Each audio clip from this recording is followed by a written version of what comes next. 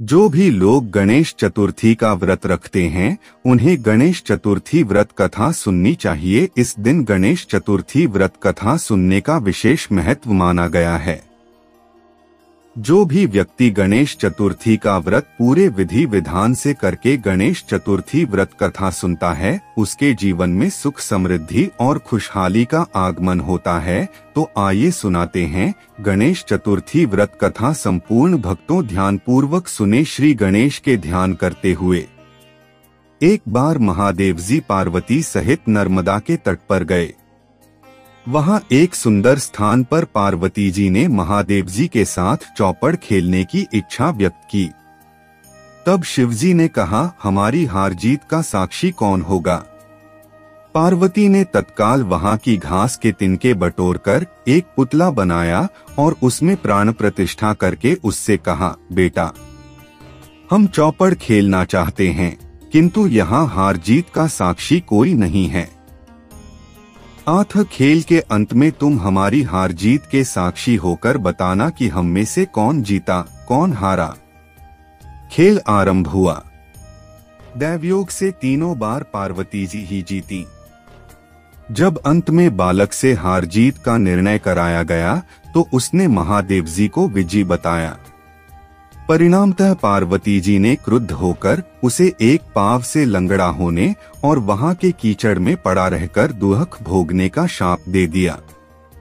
बालक ने विनम्रता पूर्वक कहा, मां, मुझसे अज्ञानवश ऐसा हो गया है। मैंने किसी कुटिलता या द्वेष के कारण ऐसा नहीं किया।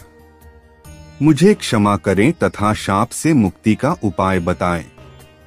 तब ममतारूपी माँ को उस पर दया आ गई और वे बोली, यहाँ नाग कन्याएं गणेश पूजन करने आएंगी। उनके उपदेश से तुम गणेश व्रत करके मुझे प्राप्त करोगे। इतना कहकर वे कैलाश पर्वत चली गईं। एक वर्ष बाद वहां श्रावण में नाग कन्याएं गणेश पूजन के लिए आईं। नाग कन्याओं ने गणेश व्रत करके उस बालक को भी व्रत की विधि बताई। तत्पश्चात बालक ने 21 दिन तक श्री गणेश जी का व्रत किया। तब गणेश जी ने उसे दर्शन देकर कहा, मैं तुम्हारे व्रत से प्रसन्न हूँ, मनोवांछित वर मांगो। बालक बोला, भगवन मेरे पाव में इतनी शक्ति दे दो कि मैं कैलाश पर्वत पर अपने माता पिता के पास पहुँच सकूं और वे मुझ पर प्रसन्न हो जाएं। गणेश जी तथास्तु कहकर अंतर्धान हो गए। बालक भगवान शिव के चरणों में पहुंच गया। शिवजी ने उससे वहां तक पहुंचने के साधन के बारे में पूछा। तब बालक ने सारी कथा शिवजी को सुना दी। उधर उसी दिन से अप्रसन्न होकर पार्वती शिवजी से भी विमुख हो गई थीं। तदुपरांत भगवान शंकर ने भी बालक की तरह 21 दिन पर्यंत श्री गणेश का व्रत किया, जिसके प्रभाव से पार्वती के मन में स्वयं महादेव जी से मिलने की इच्छा जागृत हुई। वे शीघ्र ही कैलाश पर्वत पर आ पहुंची। वहां पहुंचकर पार्वती जी ने शिवजी से पूछा, भगवन आपने ऐसा कौन सा उपाय किया जिसके फलस्वरूप मैं आपके पास भागी भागी आ गई हूँ? शिवजी ने गणेश व्रत का इतिहास उनसे कह दिया। तब पार्वती जी ने अपने पुत्र कार्तिकेय से मिलने की इच्छा से 21 दिन पर्यंत 21 से 21 की संख्या में दूर्वा, पुष्प तथा लड्डुओं से गणेश जी का पूजन किया। 21वें दिन कार्तिकेय स्वयं ही पार्वती जी से आ मिले। उन्होंने भी मां के मुख से इस व्रत का महात्म्य सुनकर व्रत किया। कार्तिकेय ने यही व्रत विश्वामित्र जी को बताया। विश्वामित्र जी ने व्रत करके गणेश जी से जन्म से मुक्त होकर ब्रह्मऋषि होने का वर मांगा। गणेश जी ने उनकी मनोकामना पूर्ण की। ऐसे हैं श्री गणेश जी जो सबकी कामनाएं पूर्ण करते हैं। अब सुनिए दूसरी कथा। एक बार महादेव जी स्नान करने के लिए भोगावती गए। उनके जाने के पश्चात पार्वती ने अपने तन के मैल से एक पुतला बनाया और उसका नाम गणेश रखा। पार्वती ने उससे कहा, हे पुत्र, तुम एक मुग्दल लेकर द्वार पर बैठ जाओ, मैं भीतर जाकर स्नान कर रही हूँ। जब तक मैं स्नान न कर लूं, तब तक तुम किसी भी पुरुष को भीतर मत आने देना। भोगावती में स्नान करने के बाद जब भगवान शिवजी आए तो गणेश जी ने उन्हें द्वार पर रोक लिया। इसे शिवजी ने अपना अपमान समझा और क्रोधित होकर उनका सिर धड़ से अलग करके भीतर चले गए। पार्वती ने उन्हें नाराज देखकर समझा कि भोजन में विलंब होने के कारण महादेव जी नाराज हैं। इसलिए उन्होंने तत्काल 2 थालियों में भोजन परोसकर शिवजी को बुलाया। तब दूसरा थाल देखकर तनिक आश्चर्यचकित होकर शिवजी ने पूछा, यह दूसरा थाल किसके लिए है? पार्वती जी बोली, पुत्र गणेश के लिए है, जो बाहर द्वार पर पहरा दे रहा है। यह सुनकर शिवजी और अधिक आश्चर्यचकित हुए। तुम्हारा पुत्र पहरा दे रहा है? हाँ नाथ, क्या आपने उसे देखा नहीं? देखा तो था, किंतु मैंने तो अपने रोके जाने पर उसे कोई उद्दंड बालक समझकर उसका सिर काट दिया। यह सुनकर पार्वती जी बहुत दुखी हुई। वे विलाप करने लगी। तब पार्वती जी को प्रसन्न करने के लिए भगवान शिव ने एक हाथी के बच्चे का सिर काटकर बालक के धड़ से जोड़ दिया। पार्वती जी इस प्रकार पुत्र गणेश को पाकर बहुत प्रसन्न हुई। उन्होंने पति तथा पुत्र को प्रीतिपूर्वक भोजन कराकर बाद में स्वयं भोजन किया। यह घटना भाद्रपद शुक्ल चतुर्थी को हुई थी। इसीलिए यह तिथि पुण्य पर्व के रूप में मनाई जाती है। अब सुनिए दूसरी कथा। पौराणिक एवं प्रचलित श्री गणेश कथा के अनुसार एक बार देवता कई विपदाओं में घिरे थे। तब वह मदद मांगने भगवान शिव के पास आए। उस समय शिव के साथ कार्तिकेय तथा गणेश जी भी बैठे थे। देवताओं की बात सुनकर शिव जी ने कार्तिकेय व गणेश जी से पूछा कि तुम में से कौन देवताओं के कष्टों का निवारण कर सकता है। तब कार्तिकेय व गणेश जी दोनों ने ही स्वयं को इस कार्य के लिए सक्षम बताया। इस पर भगवान शिव ने दोनों की परीक्षा लेते हुए कहा कि तुम दोनों में से जो सबसे पहले पृथ्वी की परिक्रमा करके आएगा वही देवताओं की मदद करने जाएगा। भगवान शिव के मुख से यह वचन सुनते ही कार्तिकेय अपने वाहन मोर पर बैठकर पृथ्वी की परिक्रमा के लिए निकल गए, परंतु गणेश जी सोच में पड़ गए कि वह चूहे के ऊपर चढ़कर सारी पृथ्वी की परिक्रमा करेंगे तो इस कार्य में उन्हें बहुत समय लग जाएगा। तभी उन्हें एक उपाय सूझा। गणेश अपने स्थान से उठे और अपने माता पिता की 7 बार परिक्रमा करके वापस बैठ गए। परिक्रमा करके लौटने पर कार्तिकेय स्वयं को विजेता बताने लगे। तब शिव जी ने श्री गणेश से पृथ्वी की परिक्रमा न करने का कारण पूछा। तब गणेश ने कहा, माता पिता के चरणों में ही समस्त लोक हैं।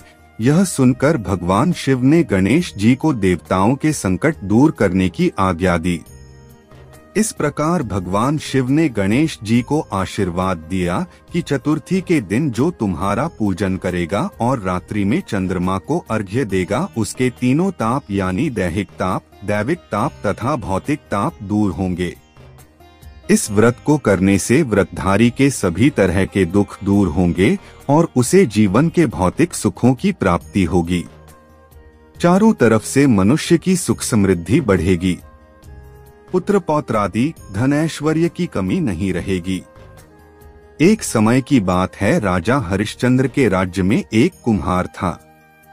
वह मिट्टी के बर्तन बनाता, लेकिन वे कच्चे रह जाते थे। एक पुजारी की सलाह पर उसने इस समस्या को दूर करने के लिए एक छोटे बालक को मिट्टी के बर्तनों के साथ आवा में डाल दिया। उस दिन संकष्टी चतुर्थी का दिन था। उस बच्चे की मां अपने बेटे के लिए परेशान थी। उसने गणेश जी से बेटे की कुशलता की प्रार्थना की। दूसरे दिन जब कुम्हार ने सुबह उठकर देखा तो आवा में उसके बर्तन तो पक गए थे, लेकिन बच्चे का बाल बांका भी नहीं हुआ था। वह डर गया और राजा के दरबार में जाकर सारी घटना बताई। इसके बाद राजा ने उस बच्चे और उसकी माँ को बुलवाया तो माँ ने सभी तरह के विघ्न को दूर करने वाली संकष्टी चतुर्थी का वर्णन किया। इस घटना के बाद से महिलाएं संतान और परिवार के सौभाग्य के लिए संकट चौथ का व्रत करने लगी। अब यह कथा सुनिए। जब भगवान विष्णु और माता लक्ष्मी के विवाह हुए थे, श्री गणेश जी को नेता नहीं भेजे थे। एक समय की बात है कि विष्णु भगवान का विवाह लक्ष्मी जी के साथ निश्चित हो गया। विवाह की तैयारी होने लगी। सभी देवताओं को निमंत्रण भेजे गए, परंतु गणेश जी को निमंत्रण नहीं दिया। कारण जो भी रहा हो, अब भगवान विष्णु की बारात जाने का समय आ गया।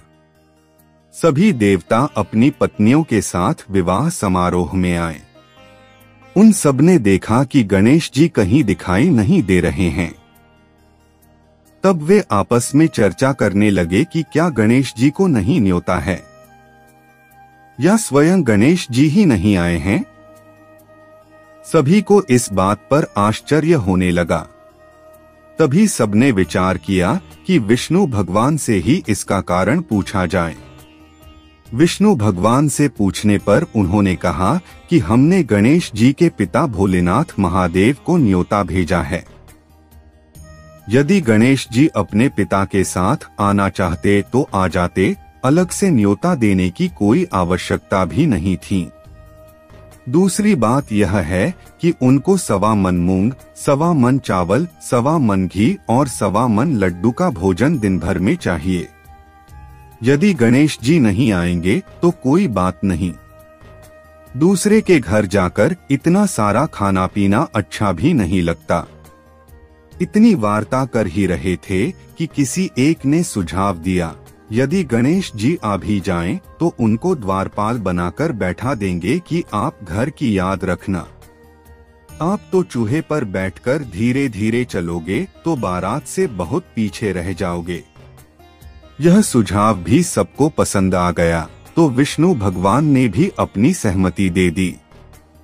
होना क्या था कि इतने में गणेश जी वहां आ पहुंचे और उन्हें समझा बुझाकर घर की रखवाली करने बैठा दिया।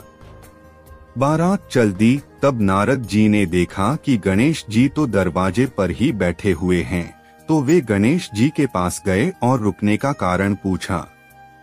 गणेश जी कहने लगे कि विष्णु भगवान ने मेरा बहुत अपमान किया है। नारद जी ने कहा कि आप अपनी मूषक सेना को आगे भेज दें, तो वह रास्ता खोद देगी जिससे उनके वाहन धरती में धंस जाएंगे। तब आपको सम्मान पूर्वक बुलाना पड़ेगा। अब तो गणेश जी ने अपनी मूषक सेना जल्दी से आगे भेज दी और सेना ने जमीन पोली कर दी। जब बारात वहां से निकली तो रथों के पहिए धरती में धंस गए। लाख कोशिश करें परंतु पहिए नहीं निकले। सभी ने अपने अपने उपाय किए, परंतु पहिए तो नहीं निकले बल्कि जगह जगह से टूट गए। किसी की समझ में नहीं आ रहा था कि अब क्या किया जाए। तब तो नारद जी ने कहा, आप लोगों ने गणेश जी का अपमान करके अच्छा नहीं किया। यदि उन्हें मनाकर लाया जाए तो आपका कार्य सिद्ध हो सकता है और यह संकट टल सकता है। शंकर भगवान ने अपने दूत नंदी को भेजा और वे गणेश जी को लेकर आए। गणेश जी का आदर सम्मान के साथ पूजन किया। तब कहीं रथ के पहिए निकले। अब रथ के पहिए निकल को गए, परंतु वे टूट फूट गए तो उन्हें सुधारे कौन। पास के खेत में खाती काम कर रहा था, उसे बुलाया गया। खाती अपना कार्य करने के पहले श्री गणेशाय नमः कहकर गणेश जी की वंदना मन ही मन करने लगा। देखते ही देखते खाती ने सभी पहियों को ठीक कर दिया। तब खाती कहने लगा कि हे देवताओं, आपने सर्वप्रथम गणेश जी को नहीं मनाया होगा और न ही उनकी पूजन की होगी, इसीलिए तो आपके साथ यह संकट आया है। हम तो मूर्ख अज्ञानी हैं, फिर भी पहले गणेश जी को पूजते हैं, उनका ध्यान करते हैं। आप लोग तो देवतागण हैं, फिर भी आप गणेश जी को कैसे भूल गए। अब आप लोग भगवान श्री गणेश जी की जय बोलकर जाएं, तो आपके सब काम बन जाएंगे और कोई संकट भी नहीं आएगा। ऐसा कहते हुए बारात वहां से चल दी और विष्णु भगवान का लक्ष्मी जी के साथ विवाह संपन्न करा के सभी सकुशल घर लौट आए। हे गणेश जी महाराज, आपने विष्णु को जैसो कारज सारियो ऐसो कारज सबको सिद्ध कर जो। बोलो गजानन भगवान की जय। आइए अब सुनिए दूसरी कथा सेठ और सेठानी के।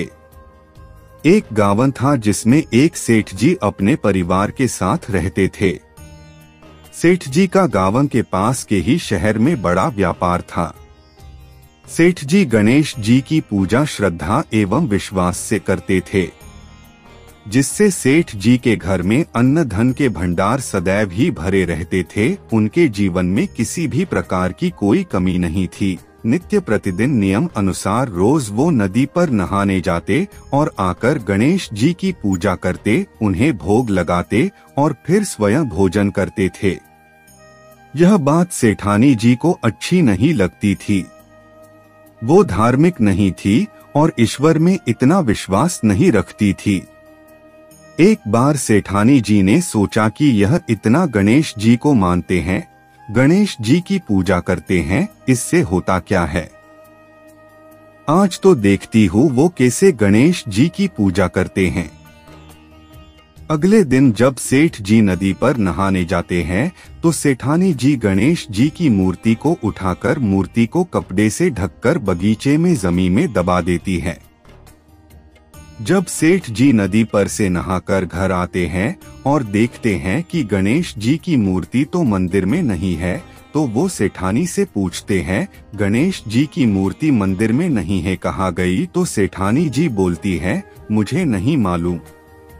मूर्ति को घर में बहुत ढूंढाते हैं। उस दिन क्योंकि वो गणेश जी को भोग नहीं लगा पाए, इसके लिए सेठ जी ने अन्न जल का भी त्याग कर दिया और गणेश जी से प्रार्थना करने लगे, हे प्रभु, लगता है आप मुझसे रुष्ट हो गए हो और कहीं चले गए हो। आप अपनी कृपा दृष्टि मुझ पर बरसाई, ये प्रभु मुझे दर्शन दीजिए। सेठ जी ने मन ही मन सोचा कि अब से जब तक आप मुझे मिल नहीं जाते, मुझे दर्शन नहीं दे देते, तब तक मैं अन्न जल का त्याग करता हूँ। उस दिन पूरा निकल गया। रात्रि में सेठ जी की भक्ति से प्रसन्न होकर गणेश जी भगवान ने स्वप्न में गणेश जी भगवान एक छोटे से चूहे के साथ खेल रहे होते हैं और चूहे को खाने को लड्डू देते हैं। चूहा लड्डू लेकर बगीचे में जाता है और जमीन को खोदता है और लड्डू वही डाल देता है। अचानक सेठ जी की नींद खुल जाती है। सेठ जी बगीचे में जाते हैं और वही खोदते हैं जहां उन्होंने सपने में देखा था, और वहीं से उनको थोड़ी सी जमीन खोदने पर कपड़े में लिपटे हुए गणेश जी की मूर्ति मिलती है। सेठ जी गणेश जी की मूर्ति की पूजा करके उनको यथास्थान स्थापित करते हैं और सेठानी के पूछने पर सारा वृत्तांत उन्हें सच सच बताते हैं। बात जानकर सेठानी जी को आश्चर्य होता है और सेठानी जी मन ही मन श्रद्धा एवं विश्वास से गणेश जी भगवान की भक्त बन जाती है और सेठ जी से कहती है कि मुझसे बड़ा भारी अपराध हो गया है। अब हम दोनों पति पत्नी प्रेम सहित गणेश जी भगवान की आराधना करेंगे एवं उनकी पूजा में कभी कोई कमी नहीं आने देंगे। यह सुनकर सेठ जी अत्यधिक प्रसन्न हो जाते हैं और दोनों पति पत्नी गणेश जी भगवान को धन्यवाद करते हैं। जय बोलो गणेश जी भगवान की जय हो, सदा ही जय हो। प्रभु अपनी अनुकंपा सेठ सेठानी के समान ही हम सभी पर बनाए रखना। कहानी सुनने वालों की सभी मनोकामनाएं पूर्ण करना। गं गणपत्ये नमो नम। अब सुनिए संतान प्राप्ति की कथा श्री गणेश की। एक बार पार्वती जी ने पूछा, हे वत्स, गणेश चतुर्थी व्रत को बहुत ही शुभदायिनी कहा गया है, आप उसका विधान बतलाइए। इस गणेश जी पूजा किस प्रकार करनी चाहिए, साथ ही इस महीने में उनका क्या नाम रखा गया है। इस पर गणेश जी बोले, हे माता, पूर्व काल में यही प्रश्न युधिष्ठिर ने भी किया था और उन्हें जो भगवान कृष्ण ने उत्तर दिया था मैं उसको बताता हूँ, आप सुनिए। श्री कृष्ण ने कहा, हे राजन, गणेश जी की प्रतिकारक विघ्ननाशक पुराण इतिहास में वर्णित कथा को कह रहा हूँ, आप सुनिए। हे कुंती पुत्र, गणेश चतुर्थ व्रत के गणेश जी का नाम लंबोदर है। उसका पूजन पूर्व वर्णित विधि से करे। गणेश पूजा कैसे करें? गणेश के इस महीने का नाम भाद्रपद गणेश चतुर्थी व्रत कथा। द्वापर युग में महिष्मती नगरी का महीजित नामक राजा था। वह बड़ा ही पुण्यशील और प्रतापी राजा था। वह अपनी प्रजा का पालन अपने पुत्र की तरह करता था, लेकिन संतान विहीन होने के कारण उसे राजमहल का वैभव अच्छा नहीं लगता था। वेदों में निसंतान का जीवन व्यर्थ माना गया है। यदि संतान विहीन व्यक्ति अपने पितरों को जल दान देता है तो उसके पितृगण उस जल को गर्म जल के रूप में ग्रहण करते हैं। इसी उहापोह में राजा का बहुत समय व्यतीत हो गया। उन्होंने पुत्र प्राप्ति के लिए बहुत से दान, यज्ञ आदि कार्य किए, फिर भी राजा को पुत्र की प्राप्ति नहीं हो पाई। उनकी जवानी बीत गई और बुढ़ापा आ गया, लेकिन वंश की वृद्धि भी नहीं होती है। राजा ने विद्वान ब्राह्मणों और प्रजाजनों संदर्भ में परामर्श किया। राजा ने कहा कि हे ब्राह्मणों तथा प्रजाजनों, हम तो संतानहीन हो गए, अब मेरी क्या गति होगी? मैंने जीवन में तो किंचित भी पाप कर्म नहीं किया। मैंने कभी अत्याचार द्वारा धन संग्रह नहीं किया। मैंने तो सदैव प्रजा का पुत्रवत पालन किया तथा धर्माचरण द्वारा ही पृथ्वी शासन किया। मैंने चोर डाकुओं को सजा दी। गौ ब्राह्मणों का हित चिंतन करते हुए शिष्ट पुरुषों का आदर सत्कार किया। फिर भी मुझे अब तक पुत्र न होने का क्या कारण है? विद्वान ब्राह्मणों ने कहा कि हे महाराज, हम लोग वैसा ही प्रयत्न करेंगे जिससे आपके वंश की वृद्धि हो। इस प्रकार कहकर सब लोग युक्ति सोचने लगे। सारी प्रजा राजा के मनोरथ की सिद्धि के लिए ब्राह्मणों के साथ वन में चली गई। वन में उन लोगों की मुलाकात एक श्रेष्ठ मुनि से हुई। वे मुनिराज निराहार रहकर तपस्या में लीन थे। ब्रह्मा जी के समान वे आत्मजीत, क्रोधजित तथा सनातन पुरुष थे। संपूर्ण वेद विशारद, दीर्घायु, अनंत और अनेक ब्रह्मा ज्ञान संपन्न वे महात्मा थे। उनका निर्मल नाम लोमश ऋषि था। प्रत्येक कल्पांत में उनके एक एक रोम पतित होते थे, इसलिए उनका नाम लोमश ऋषि पड़ गया। ऐसे त्रिकालदर्शी महर्षि लोमेश के उन लोगों ने दर्शन किए। सब लोग उन तेजस्वी मुनि के पास गए। सभी लोग उनके समक्ष खड़े हो गए। मुनि के दर्शन से सभी लोग प्रसन्न होकर कहने लगे कि हम लोगों को सौभाग्य से ही ऐसे मुनि के दर्शन हुए। इनके उपदेश से हम सभी का मंगल होगा, ऐसा निश्चय कर उन लोगों ने मुनिराज से कहा, हे ब्रह्मऋषि, हम लोगों के दुख का कारण सुनिए। अपने संदेह के निवारण के लिए हम लोग आपके पास आए हैं। हे भगवान, आप कोई उपाय बताएं। महर्षि लोमेश ने पूछा, सज्जनों, आप लोग यहाँ किस अभिप्राय से आए हैं? मुझसे आपका क्या प्रयोजन है? पूरी बात स्पष्ट रूप से कहिए। मैं आपके सभी संदेहों का निवारण करूंगा।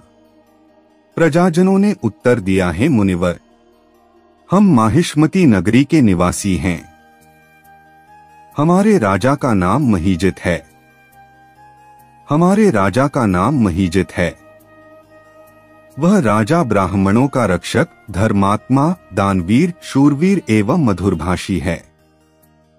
उस राजा ने हम लोगों का पालन पोषण किया है, लेकिन उन्हें आज तक संतान की प्राप्ति नहीं हुई है। उन्होंने कहा, हे भगवान, माता पिता को केवल जन्मदाता ही होते हैं, लेकिन असल में पोषक तो राजा ही होता है। उन्हीं राजा के लिए हम गहन वन में आए हैं। आप कोई ऐसी युति बताइए जिससे राजा को संतान की प्राप्ति हो। ऐसे गुणवान राजा को कोई पुत्र न हो, यह बड़े दुर्भाग्य की बात है। हे मुनिवर, किस व्रत, दान, पूजन आदि अनुष्ठान कराने से राजा को पुत्र होगा? आप कृपा करके हम सभी को बताएं।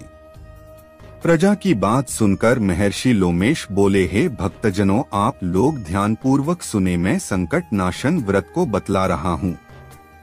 यह व्रत निसंतान को संतान और निर्धनों को धन देता है। गणेश चतुर्थी व्रत को एकदंत गजानन नामक गणेश की पूजा करें।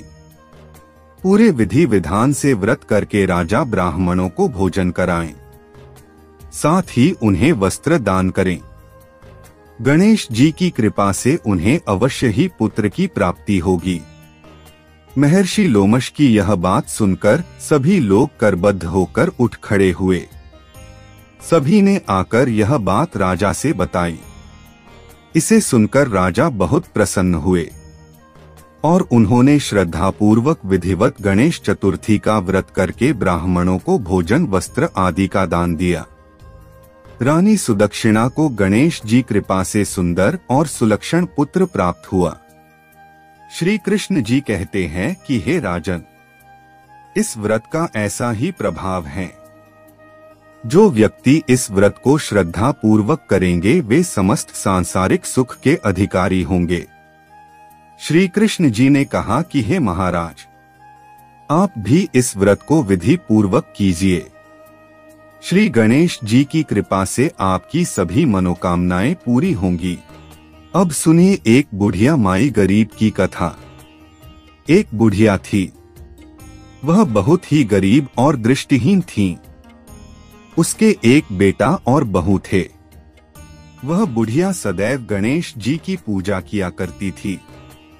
एक दिन गणेश जी प्रकट होकर उस बुढ़िया से बोले, बुढ़िया माँ, तू जो चाहे सो मांग ले। बुढ़िया बोली, मुझसे तो मांगना नहीं आता, कैसे और क्या मांगू? तब गणेश जी बोले, अपने बहू बेटे से पूछकर मांग ले। तब बुढ़िया ने अपने बेटे से कहा, गणेश जी कहते हैं तू कुछ मांग ले, बता मैं क्या मांगू? पुत्र ने कहा, माँ तू धन मांग ले। बहू से पूछा तो बहू ने कहा, नाती मांग ले। तब बुढ़िया ने सोचा कि ये तो अपने अपने मतलब की बात कह रहे हैं। अत उस बुढ़िया ने पड़ोसिनों से पूछा तो उन्होंने कहा, बुढ़िया तू तो थोड़े दिन जिएगी, क्यों तू धन मांगे और क्यों नाती मांगे? तू तो अपनी आंखों की रोशनी मांग ले, जिससे तेरी जिंदगी आराम से कट जाए। इस पर बुढ़िया बोली, यदि आप प्रसन्न हैं तो मुझे 9 करोड़ की माया दें, निरोगी काया दें, अमर सुहाग दें, आंखों की रोशनी दें, नाती दें, पोता दें और सब परिवार को सुख दें और अंत में मोक्ष दें। यह सुनकर तब गणेश जी बोले, बुढ़िया माँ तुमने तो हमें ठग लिया। फिर भी जो तूने मांगा है वचन के अनुसार सब तुझे मिलेगा। और यह कहकर गणेश जी अंतर्धान हो गए। उधर बुढ़िया माँ ने जो कुछ मांगा वह सब कुछ मिल गया। हे गणेश जी महाराज, जैसे तुमने उस बुढ़िया माँ को सब कुछ दिया वैसे ही सबको देना। एक बार भगवान गणेश बाल रूप में चुटकी भर चावल और चम्मच में दूध लेकर पृथ्वी लोक में निकले। वे सबको अपनी खीर बनाने को कहते जा रहे थे, लेकिन सबने उनकी बात पर ध्यान नहीं दिया। इसी दौरान एक गरीब बुढ़िया उनकी खीर बनाने के लिए तैयार हो गई और उसने चूल्हे पर एक भिगोना रख लिया। इस पर गणेश जी ने घर का सबसे बड़ा बर्तन चूल्हे पर चढ़ाने को कहा। बुढ़िया ने बाल लीला समझते हुए घर का बड़ा भगोना उस पर चढ़ा दिया। गणेश जी के दिए चावल और दूध बढ़ गए और पूरा भगोना उससे भर गया। इसी बीच गणेश जी वहां से चले गए और बोले, अम्मा जब खीर बन जाए तो बुला लेना। पीछे से बुढ़िया के बेटे की बहू ने भी चुपके से एक कटोरा खीर खाने के बाद एक कटोरा खीर छिपा दी। अब जब खीर तैयार हो गई तो बुढ़िया माई ने आवाज लगाई, आ जा रे गणेशिया खीर खा ले। बोली, आजा रे गणेशया खीर खा ले। तभी गणेश जी वहां पहुंच गए और बोले कि मैंने तो खीर पहले ही खा ली। तब बुढ़िया ने पूछा कि कब खाई, तो वे बोले कि जब तेरी बहू ने खाई तभी मेरा पेट भर गया। बुढ़िया ने इस पर माफी मांगी। इसके बाद जब बुढ़िया ने बाकी बची खीर के उपयोग के बारे में पूछा तो गणेश जी ने उसे नगर में बांटने को कहा और जो बचे उसे अपने घर में जमीन नीचे दबा दें। अगले दिन जब बुढ़िया उठी तो उसे अपनी झोपड़ी महल में बदली हुई और खीर के बर्तन सोने जवाहरातों से गणेश जी की कृपा जानकर बुढ़िया काफी प्रसन्न हो गई। गणेश जी महाराज, आपने जैसा फल बुढ़िया को दिया वैसा सबको देना। प्रेम से बोले श्री गणेश की जय। मंगल मूर्ति गणेश की जय। गौरी शंकर पार्वती नंदन की जय। वीडियो पसंद आई है तो लाइक कीजिए और चैनल को सब्सक्राइब कीजिए। इंदल वॉइस चैनल को। हमारे इस चैनल पर व्रत कथा के रिलेटेड वीडियो अपलोड होते हैं। आप लोग वीडियो तो देखते हैं पर सब्सक्राइब नहीं करते हैं, लाइक नहीं करते हैं। जरूर लाइक कीजिए और सब्सक्राइब कीजिए।